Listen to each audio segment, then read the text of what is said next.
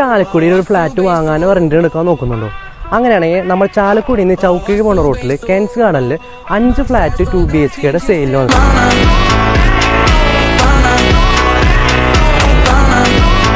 Almost ഒരു 60% work completed ആണ്.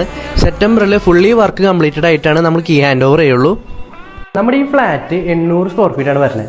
2 bedroom attached ടോയ്ലറ്റോടെ ഒരു ഹാളും ഒരു കിച്ചണും പിന്നെ ബാൽക്കണി ഫെസിലിറ്റീസ് ആണ്.